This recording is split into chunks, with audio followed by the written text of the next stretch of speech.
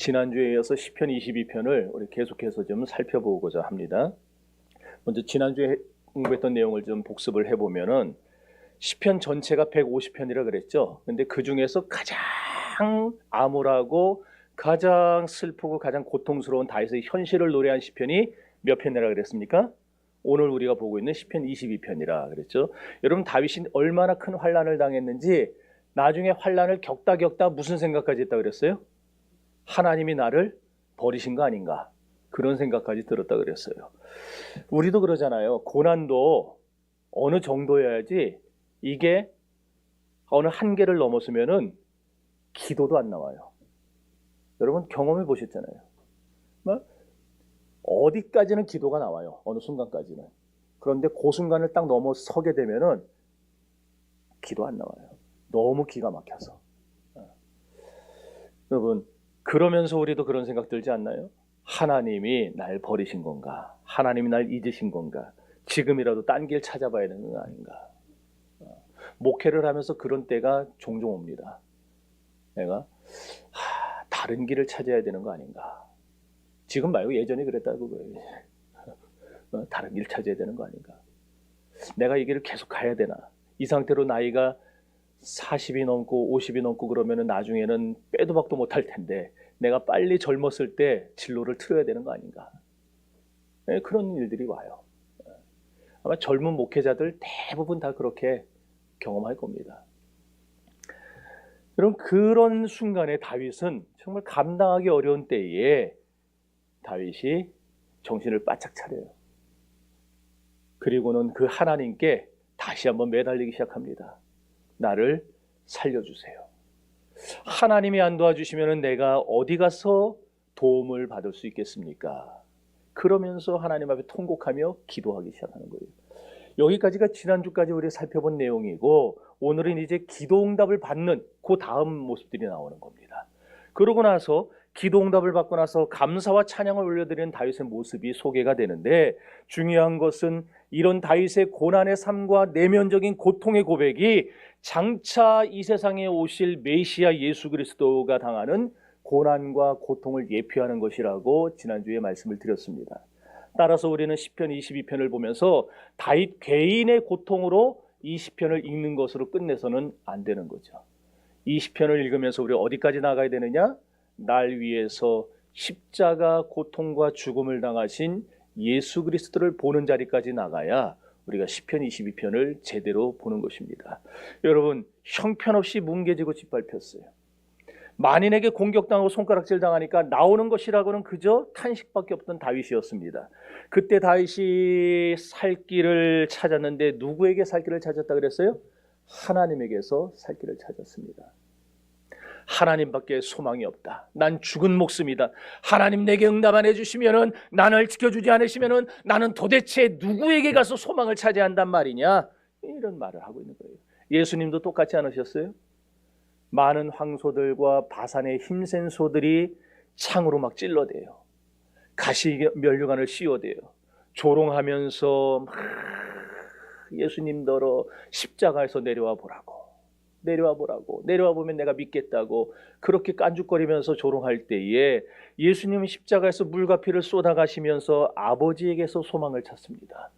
엘리 엘리 라마 사박다니, 나의 하나님 어찌하여 나를 버리셨나이까? 하나님 앞에 기도하면서 마지막 순간에 내 영혼을 아버지께 부탁하나이다. 예수님 모든 것을 다 하나님께 맡기는 삶을 사셨어요. 그리고는 결국 그 십자가에서 다 이루었다 하시고 하나님 나라로 그렇게 그 우리를 대신해서 그 지옥의 고통을 당하러 죽음을 당하시게 되었어요. 그래서 하나님은 우리를 구원할 유일한 길을 예수의 십자가 위에 세우셨던 것입니다. 따라서 우리를 구원할 길은 오직 예수 십자가 외에는 없는 거예요. 여러분, 다른 데서 구원의 길을 찾지 마십시오. 다른 곳에는 구원의 길이 없어요. 오직 예수님의 십자가에만 우리의 구원이 있는 줄 믿습니다. 오늘 본문에서 다윗은 이렇게 자기가 버림받을 것 같다라는 생각, 이런 마음이 어디서부터 난 것인가를 12절 이하에서 쭉 보여주는데 19절까지 다 읽을 수는 없고 12절만 읽어봅시다. 12절 시작.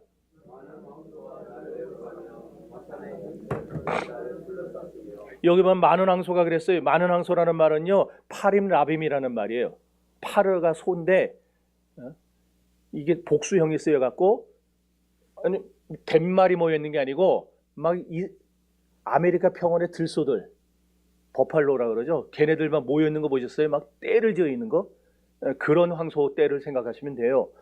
근데 이 황소는 어떤 황소를 말하느냐면은 이런 이스라엘 들판에서 나고 자란 황소들, 들에 이렇게 방목하는 황소들은요, 우리나라의 저 순진한 그런 소들이 아니에요. 얘네들은 엄청나게 난폭해요. 소가. 골리앗과 싸우러 나가기 전에 다윗이 사울에게 했던 말 기억나세요? 내가 사자와 곰의 발톱에서 내 양떼를 지켜 싸우며 그랬어요. 이스라엘 평원에는 사자나 곰 같은 맹수들이 시도 때도 없이 출몰했다는 거예요.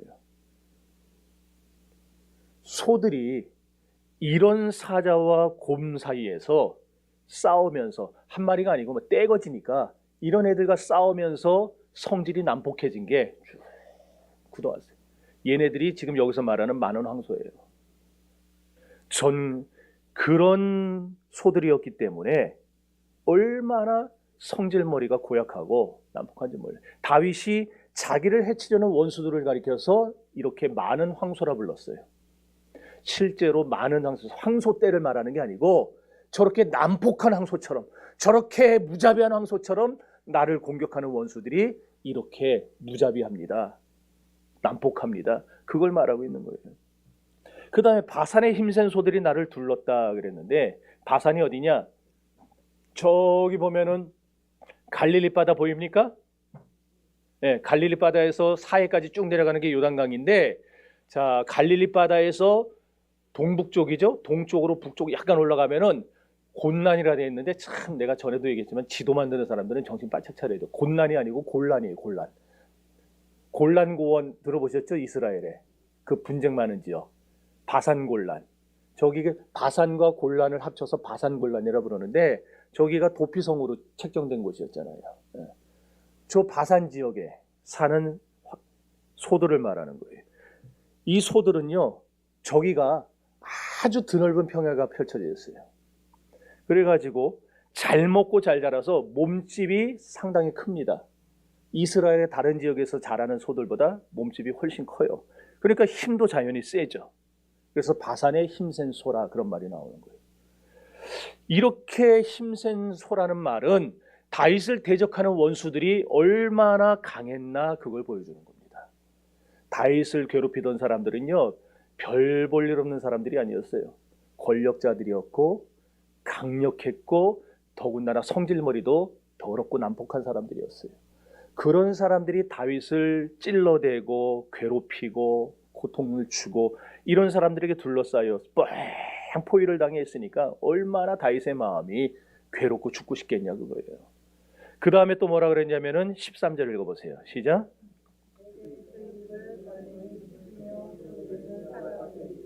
여기 사자같이 강한 원수는 누굴 말하느냐? 사자는 백수의 왕이잖아요. 그러니까 이 원수들의 우두머리 사울을 말하는 거예요.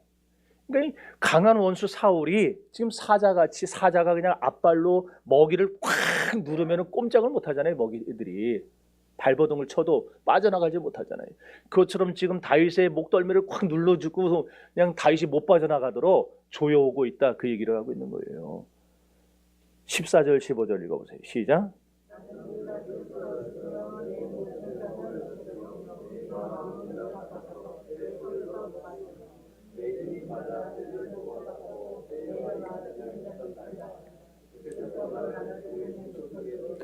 여러분 보세요. 물을 땅에 쏟아버리듯이 다윗은 세상에서 버림을 받았다는 거예요.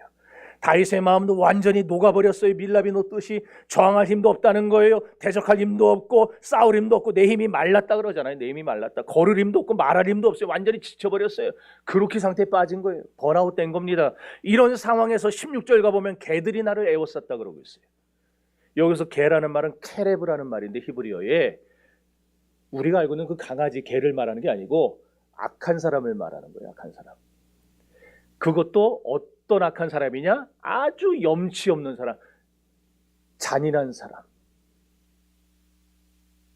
어저께 청주에서 그 자영업자들 괴롭히는 그 유튜버 잡혔다는 거. 아, 뉴스를 안 보시나 보다. 그런 염치 없는 인간들. 나중에 집에 가서 찾아보세요. 지금 찾지 말고. 그런 잔인한 사람들을 가리키는데 다윗 주변에 이렇게 강포하고 잔인한 사람들이 사방을 꽁꽁 에워싸고 있었다는 거예요. 한 사람도 아니고 너무나 많아요. 여러분이 그런 상황에 빠져있다 생각을 해보세요. 밥맛이 나겠습니까? 그러니 다윗이 제정신이 있겠어요? 그 난폭하고 이 잔인한 자들이, 강력한 적들이 쉴 새 없이 찔러대는 거예요. 막 그냥 계속 그냥 내 수족을 찌르면서 고통을 주고 있으니까 다윗이 정신을 차릴 수가 없는 거예요. 얼마나 고통스러운지 17절 가보면은 내 모든 뼈를 셀 수 있을 정도가 됐다 그래요. 17절 읽어봅시다. 시작.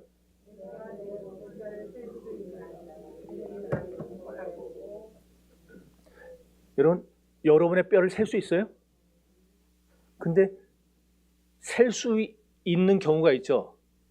이런 비유를 들어 죄송하지만 우리 TV에 간혹 나오는 그 아프리카의 기아 난민들, 애기들 보면은 뼈가 몇 개인지가 다 나와요. 걔네들 보면은. 다. 근데 그게 못 먹었을 때도 그렇게 되지만 정신적으로 스트레스를 많이 받고 고통당하면은 사람이 그렇게 살이 쫙 빠집니다. 다윗이 아마 지금 그런 상황까지 갔다 그러는 것 같아요. 자기의 뼈를 손으로 만져서 셀 수 있을 정도 같이 내가 이렇게 극심한 스트레스를 받고 고통을 당하고 있다. 그런데 악인들은 이런 다윗을 뭘로 삼았어요? 주목하며 뭐 했어요? 17절. 그것만 끝났죠.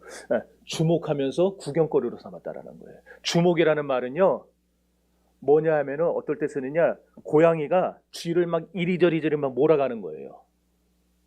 왜 몰겠어요, 고양이가?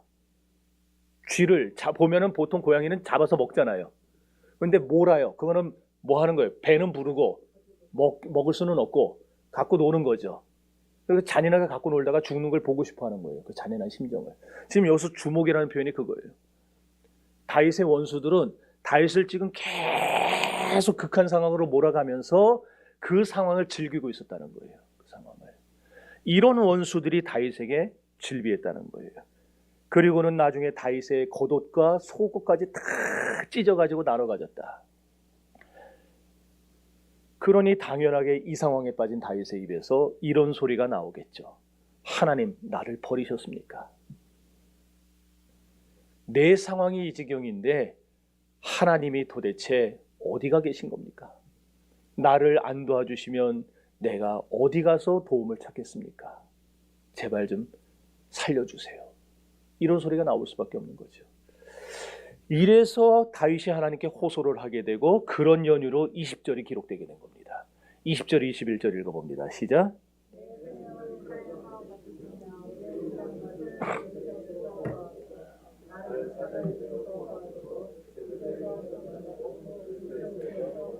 여기 내 유일한 것이란 말은 영혼을 가리키는 말이에요. 개는 아까 말했듯이 잔인하고 염치 없는 원수들을 가리키는 것이고 사자의 입도 악인의 핍박을 의미합니다. 여러분, 성도들의 원수들은 다 어떠냐? 소 같고 개 같고 사자 같다는 거예요.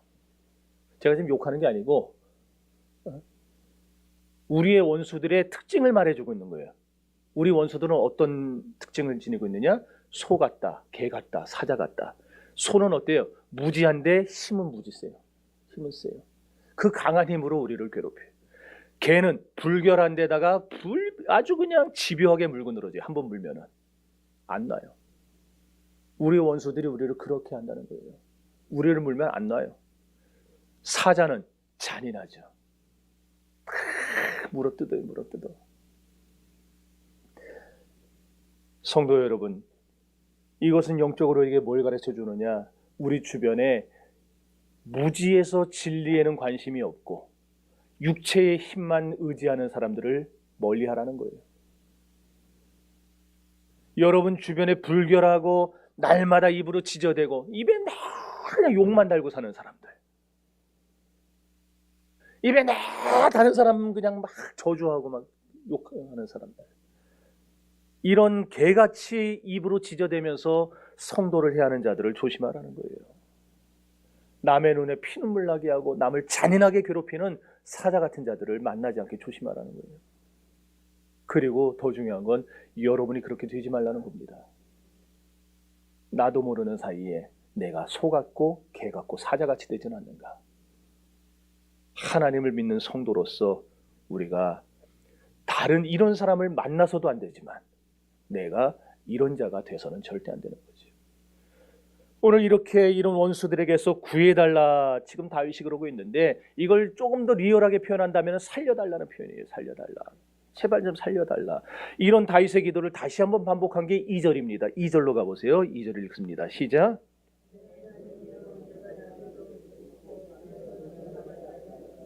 네, 보세요. 그러니까 다윗이 하루 이틀 기도한 게 아니에요. 지금 다윗은요 듣든지 안 듣든지 하나님이 듣든지 안 듣든지 계속 기도했어요. 밤에도 기도하고 낮에도 기도하고. 그런데도 하나님이 안 들었다는 거예요. 안 들었다. 기도 내용은 뭐라 그랬어요? 하나님 제발 좀 살려달라. 살려달라. 원수들에게서 나를 건져달라. 이 상황 속에서 나를 건져달라. 이렇게 지금 회사가 망하게 생긴 상황 속에서 나를 건져달라. 지금은 내 직장이 어려움 당하고 있는데 여기서 나를 살려달라. 계속 하나님 앞에 하나님 나를 안 도와주시면 나 못 이깁니다. 살려주세요. 부르짖어요. 그러니까 이 시편 22편은 다윗이 사울을 피해 도망쳤던 초창기에 지은 시가 아니에요. 언제 지은 시냐? 원수들에게 이리저리 쫓기고 쫓겨서 모진 수모와 고통을 다 당하다가 도피 생활에 거의 맨 마지막쯤 되었을 때에 그때 완전히 지쳐서 그냥 포기하고 죽고 싶을 때 그때 쓴 시가 시편 22편이에요. 이번에도 하나님이 나 안 도와주면 나 죽습니다. 기어코 나 죽는 걸 보고 싶습니까? 이렇게 하나님 앞에 떼쓰면서 통곡하면서 기도한 모습을 기록한 시라는 것을 알 수가 있는 거예요. 여러분 결국 시편 22편이 우리에게 가르쳐주는 건 뭐냐? 성도의 구원의 길은 오직 뭐를 통해서 온다는 겁니까? 기도를 통해서 온다는 거예요. 여러분이 구원 얻을 수 있는 길은 기도밖에 없어요. 예수밖에 없다는 말입니다. 이걸 우리에게 보여주고 있어요. 그럼 기도하는 사람은 누구냐? 어떤 사람이 기도하는가? 말씀 계속 읽어봅시다. 4절에서 5절 읽어봅니다. 시작.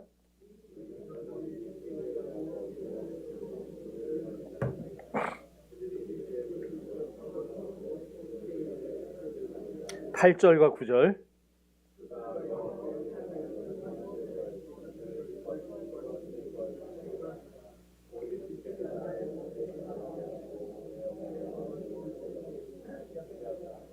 따라합시다. 하나님을 의뢰합니다. 의탁합니다. 의지합니다. 지금 이 4절, 5절, 8절, 9절에 이 의탁, 의뢰, 의지라는 말이 계속 반복해서 나오죠. 하나님을 의뢰하는 사람이 기도하는 거예요. 다른 말로 바꿔 말해서 나를 의지하는 사람은 기도한다는 거예요? 안 한다는 거예요? 안 해요. 내 힘을 의지하는 사람은 기도 안 합니다. 왜? 아직 나한테 힘이 남았다고 생각하는 거예요. 아직 내가 해볼 만하다고 생각하는 거예요. 아직 요거는 아직 방법 하나 남았다. 그런 사람은요 기도 안 해요. 어떤 사람이 기도하느냐? 나는 철저히 무능력하다는 걸 절감한 사람이 기도합니다. 왜? 내가 해봐야 안 된다는 걸 아니까. 내가 아무리 애를 써봐도 안 된다는 걸 아니까 그런 사람이 하나님 앞에 하나님 이대로 놔두시겠습니까? 나 좀 살려주세요 하고 기도하게 되어 있는 거예요. 그러므로 이렇게 하나님을 의뢰하는 사람, 의지하는 사람, 의탁하는 그런 사람, 이런 마음이 우리에게 생겨날 때에 그 마음이 우리의 입을 통해 기도가 터져나오게 한다는 거예요. 여기 하나님을 의탁한다는 말하고 의지한다는 말은 원래는 다릅니다. 히브리어로는. 그러나 이 의지, 의탁, 의뢰란 말이 다 모였을 때 어떤 뜻이 되느냐? 믿음이 있다는 뜻이 돼요. 그러니까 내가 하나님을 의탁하오니, 내가 하나님을 의지하오니, 내가 하나님을 의뢰하오니, 이걸 다 묶으면은 다시 뭐 했다는 거예요? 내가 하나님을 믿으니, 이렇게 됐다는 거예요. 그러므로 하나님을 의지하는 사람이 기도한다는 말은 믿음 있는 사람이 기도한다는 겁니다. 하나님은 믿음 있는 자의 기도를 들으세요. 할렐루야. 예. 오늘 비도하는데 왜 이렇게 확 깔아앉았어요? 그래서 성경에 보면은 믿음의 기도는 병든 자를 낫게 한다 그랬어요. 믿음의 기도는. 여러분, 별거 아닌 것처럼 생각하시는가 본데 우리 교회가 딱 기도하던 그 박영옥 씨, 암말기였어요. 암말기. 40대 중반 여자가, 애들은 아직 어려가지고, 아마 우리 송 집사님네 그 애들 또래 거예요. 다 애들이. 그런데 그 사람을 위해서 우리가 1년 반을 기도했죠. 1년 반을 기도했어요. 지난번에 그분이 보내준 참외 다 나눠 먹었잖아요. 네. 여러분, 믿음의 기도는 병든 자를 낫게 합니다. 네. 그래도 아멘 이거밖에 안 나오네. 할렐루야. 네.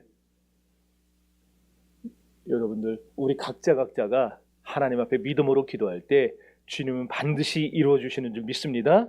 예. 그래서 24절이 나와요. 24절 읽어봅시다. 시작.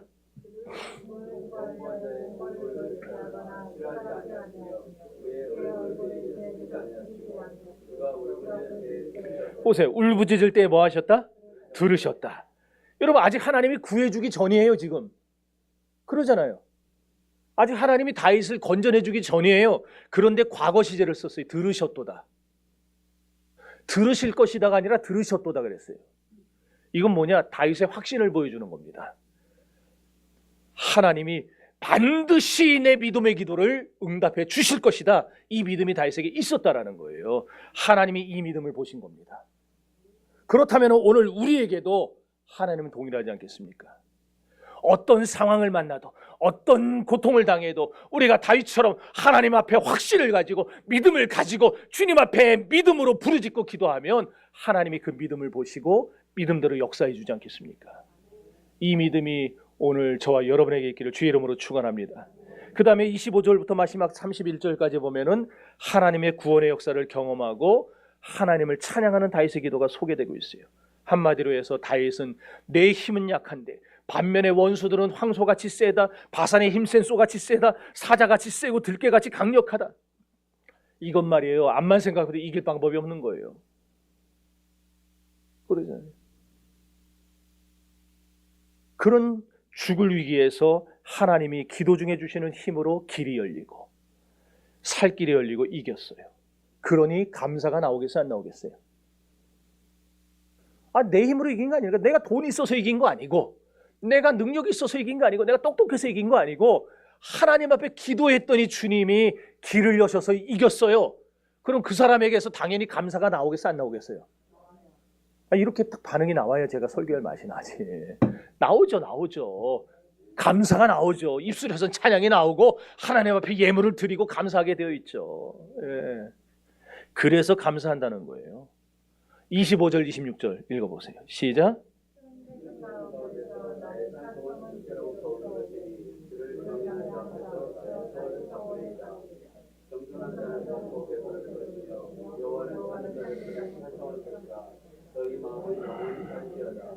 여러분, 찬송이 누구에서 옵니까? 여기서? 여기 써 있잖아요. 지금 누구에게서 와요? 주께로부터 오나니 그랬잖아요. 네. 또 다윗이 환난 중에 받은 구원은 순전히 누구한테서 온 거예요? 그것도 하나님께로부터 왔죠. 네. 그러기에 자기가 환난 때에 서원했던 걸 이행하겠다는 거예요. 내가 기도한 것도 하나님이 나에게 기도할 힘을 주셔서 기도했고, 하나님이 나에게 구원 주셔서 내가 구원받았고, 그러니까 내가 환난 때에 하나님 앞에 약속했던 것들을 이제 이행하겠습니다. 내가 그것을 하나님 앞에 드리겠습니다. 이렇게 하고 있는 거예요. 여러분, 우리가 받은 구원, 우리가 받은 축복, 사람들에게서 온 것만 착각하지 마세요. 여러분, 친척 중에 혹시 부자가 있어가지고 나중에 그분이 돌아가실 때 유산을 여러분에 남겨줬다. 나도 그런 친척 하나만 있으면 좋겠어요. 이거 죽을 때 한 100억만 나한테 주고. 그럼 바로 교회 세울 텐데 내가. 그러면 그거 사람이 여러분에게 줬다고 생각하면 안 돼요. 모든 건 하나님이 우리에게 주신 겁니다. 그러니까 하나님이 주신 것 그거 입 싹 닦아버리면은요 나중에 하나님이 이자 쳐서 가져가세요 다. 하나님 앞에서 무엇이든지 하나님의 받은 은혜를 여러분 사람이 준 것 마냥 착각하지 마세요. 그걸 하나님이 어떻게 보시느냐? 하나님의 은혜를 썩어질 금수의 형상과 맞바꾼 죄로 여기세요. 호세아서 보세요. 너희가 먹고 있는 그 밀도, 너희가 입고 있는 의복도, 너희가 지금 살고 있는 집도 다 내가 준 것이거늘 너희는 어찌하여 바알이 준 것이라 생각하느냐? 그리하여 내가 너희와 싸우리니. 우리에게 주신 모든 건 다 하나님이 주신 겁니다. 사람이 줬다고 생각하지 마세요. 그 하나님이 주셨으면 하나님께 돌려야죠. 또 여기 겸손한 자, 여호와를 찾는 자는 누구를 말하느냐? 경건한 사람을, 경건한 성도, 우리 신자들을 말하는 거예요.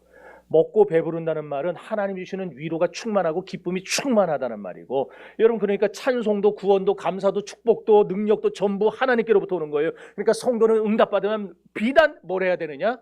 감사해야 되는 겁니다. 감사해야 돼요. 수증기가 올라가면은 비가 내리잖아요.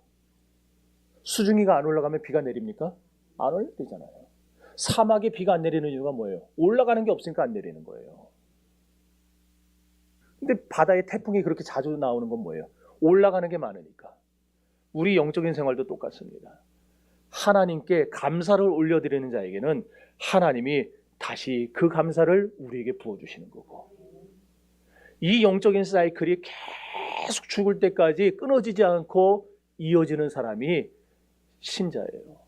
그게 경건한 신자예요. 오늘 우리 정신교회 성도들은 하나님 앞에 경건한 신자들이 되시기를 바랍니다. 이제 27절에서 31절까지 쭉 읽어봅시다. 시작.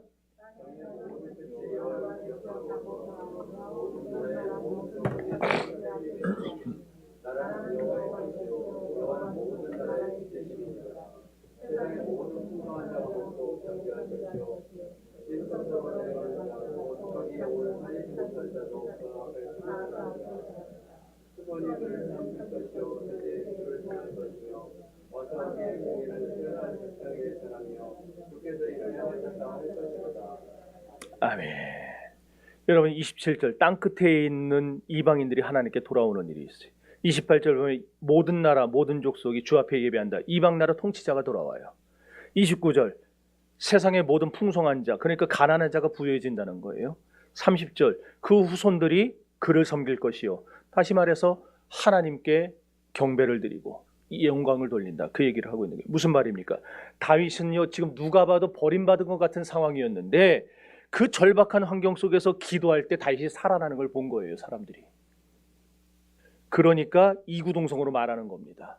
아, 하나님은 진짜 살아계시는구나. 여러분 신자가 이런 신자가 돼야 됩니다. 우리는 하나님을 보여줄 수 있어야 돼요. 어떻게 안 보이는 영의 하나님을 우리가 사람들에게 보여줄 수 있겠습니까? 이런 육체로 보여준다는 말이 아니고 우리가 하나님 앞에 은혜 받고 능력 받고 구원 받고 축복받은 모습을 통해서 사람들에게 보게 만들어줘야 된다는 거예요. 하나님이 살아계시는구나. 하나님은 기도하는 자의 편이시구나. 하나님은 믿는 자에게 역사하시는구나. 하나님은 정신교회에게 역사해 주시는 분이구나. 이거 보여줘야 돼요. 그러니까 여러분이 잘 돼야 돼요. 여러분이. 제가 금요일날 우리 이복권 집사님 김정필 원사님한테 사업 대박 나라고 막 했어요. 근데 어저께 이복권 집사님 전화가 왔어요. 전에 저한테 뭐라 그랬냐면 10개만 하면은 좋겠다 그랬는데 이번 달에 16개를 했는데 16개. 이제 11조를 막 하셔야 돼요. 이제 순이익의 11조 아니에요. 매출의 11조입니다. 잘 하셔야 돼요. 우리 사업하시는 분들.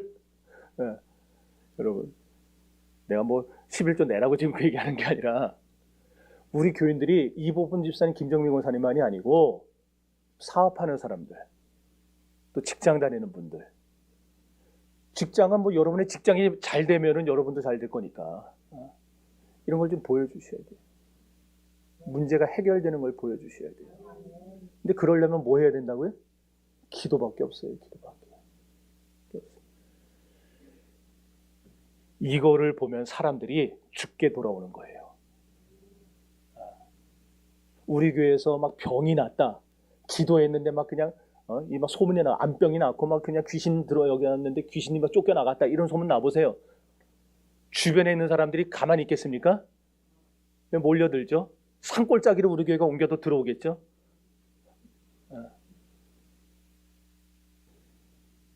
결국 전도도 같은 맥락이에요.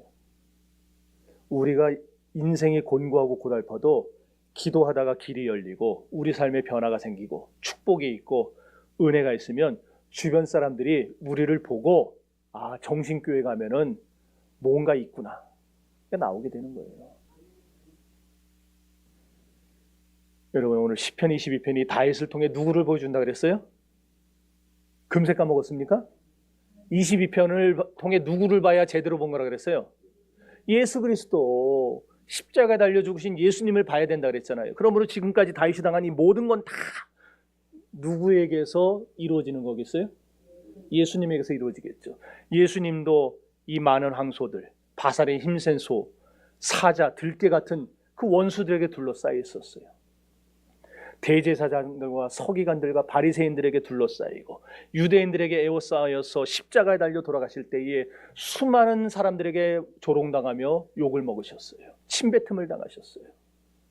희롱당하고 내가 유대인의 왕이냐, 그런 헛소리를 들어가면서 군중들은 예수님의 옷을 제비 뽑아 나누고, 그렇게 사람의 몸을 가진 예수님이 견디기 힘들 정도의 고통을 맛보시면서 외쳤던 소리가 오늘 다윗이 했던 그 소리였어요. 나의 하나님, 나의 하나님, 어찌하여 나를 버리시나이까. 다시 말해, 꼭 이렇게 하셔야만 되겠습니까? 이렇게 해야만 되겠습니까?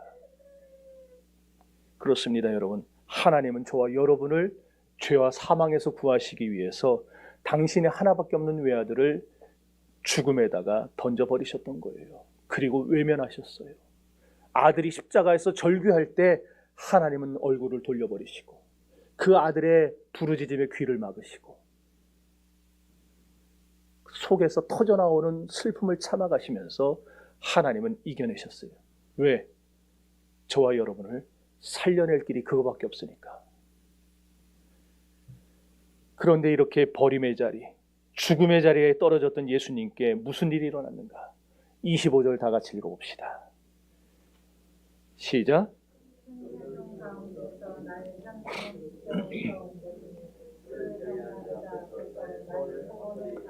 아멘.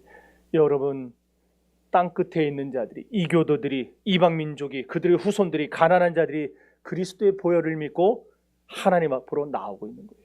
지금 그 역사가 예수 십자가 사건 이후로 2000년이 흐르는 지금까지 계속 이어지고 있는 겁니다. 이러한 내용이 27절부터 쭉 기록되어 있어요. 그래서 22절에 보면은 형제, 회중이라는 말이 나와요. 22절 보면은 여기 회중이라는 말은 카할이라는 말이에요. 이 카할은 뭘 말하냐면은 교회란 말이에요. 신약에서는 에클레시아라는 말로 쓰였어요. 에클레시아라는 말은 나중에 신약할 때 설명하고, 여기 카할이라는 거, 원래의 뜻은 죄에서 불러내다라는 말이에요. 믿도록 구별했다라는 말이에요. 다시 말해서 하나님이 죄에서 구별해서 믿는 자리로 우리를 불러낸 사람, 그 사람을 형제라 부르고 자매라 부르고 신자라 부르고 성도라 부르는 거예요. 그게 오늘 여기 있는 우리들이에요. 그 다음에 25절 보면 큰 회중이라 그랬죠. 이 큰 회중이라는 말은 전에 개역 성경에서 대회라고 했어요.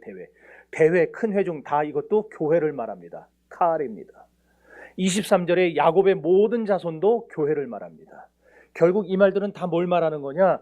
예수님이 하나님께 버림받아 십자가에서 내던져지는, 죽음 당하시는 고통을 당했기 때문에 그분의 죽으심과 고통이 결국은 어떻게 됐다? 전 세계에 흩어져 있던 하나님을 믿기로 예정된 자들을 불러 모으는 계기가 되고, 그들을 하나님이 약속대로 구원하셨다. 그래서 교회로 삼으셨다. 이 얘기가 되는 거예요. 그렇습니다. 결국 주님이 버림받았기 때문에 우리가 구원을 받게 된 겁니다. 그리하여 하나님이 세우신 교회의 구성원이 되고 영원한 천국의 백성이 된 것을 오늘 시편 22편이 강조하고 있다는 거예요. 이제 말씀 정리합시다.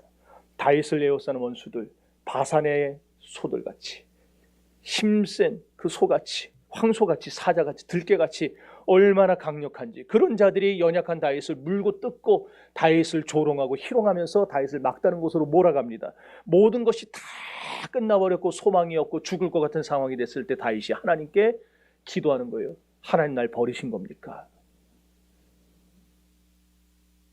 우리는 이 22편을 통해서, 그리고 다윗의 고난을 통해 예수님의 십자가 고난을 봐야 한다고 그랬습니다. 다윗이 이렇게 죽음에 내려가는 고통을 당한 것처럼 주님도 우리를 위해 이 죽음의 고통을 당하셨고, 그러함으로써 오늘 그 예수 그리스도를 믿는 사람마다 구원받는 놀라운 은혜의 역사가 우리 가운데 펼쳐지게 된 것입니다. 그러니 여러분, 이 22편을 통해서 우리는 뭘 생각해야 되느냐? 아무리 여러분 주변에 강한 원수가 에워싸고 있어도 이제는 알았으니까, 이젠 배웠으니까, 여러분이 정말 모든 걸 포기하고 싶은 순간까지 몰린다 하더라도 포기해서 되겠어요, 안 되겠어요? 안 돼요. 아무리 여러분이 힘들고 괴로울지라도 하나님은 기도하는 자의 편에 선다는 걸 기억하시면서 여러분 끝까지 기도하시기를 바랍니다. 그게 오늘 시편 22편이 우리에게 보여주는 거예요. 그리고 이렇게 하나님 앞에 기도해서 응답받고, 하나님 앞에 기도해서 사랑의 길이 열려지고 구원의 길이 열려지고 건짐을 받았다면은 여러분들이 이제 앞으로 구별된 자답게 세상에서 어떻게 살아가야 될 것인가, 우리의 모든 생활 속에서 주님만 붙들고 살아야 되는 것입니다. 주님이 우리에게 주신 믿음의 끈을 놓치지 말고 살아야 되는 것입니다. 그리고 주님이 이제 내가 너희에게 분부한 모든 것을 가르쳐 지키게 하라 주신 사명 붙들고 살아야 되는 것입니다. 여러분, 하나님이 여러분에게 주신 그 믿음, 그 사명, 이거 놓치면 우리는 죽은 것과 방불한 사람들이에요. 사명 놓치지 마세요. 믿음 놓치지 마세요. 주님이 주신 그 믿음과 사명 붙잡고 오직 예수 붙잡고 오늘 하루도 내일 하루도 한 걸음 한 걸음씩 주님을 향해 달려갈 수 있기를 바랍니다. 그래서 이 한 주간 여러분 오직 예수의 믿음, 오직 하나님이 주시는 사명에 붙들려 살아가기를 바랍니다. 사명을 생명처럼 붙들고 살아가는 여러분이 되시기를 주님의 이름으로 축원합니다. 숨 쉴 수 없는 고난의 뜨거운 바람, 내 영혼을 찢으며 불어올 때, 광야에 홀로 남겨진 지독한 외로움 속에 깊은 밤 뜨거운 눈물 흘려도 주님이 주신 사명이라면 가시밭길 맨발로라도 걸어가리. 주님이 주신 약속이라면 불길이를 걸어서라도 붙잡으리. 사명이 생명이기에 사명이 눈물이기에 힘들고 어려워도 사명의 길을 걸어가리라. 사명이 은혜이기에 사명이 축복이기에 외롭고 고독해도 사명의 노래를 부르리라. 내 삶이 끝나는 그 순간까지, 내 마지막 호흡이 그치는 그 순간까지 사명의 길 위에서 쓰러지리라. 사명의 길 위에서 쓰러지리라. 사명이 생명이기에 사명이 눈물이기에 힘들고 어려워도 사명의 길을 걸어가리라. 사명이 은혜이기에 축복이기에 외롭고 고독해도 사명의 노래를 부르리라.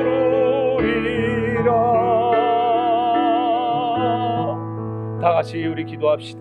이 시간 통성으로 기도할 때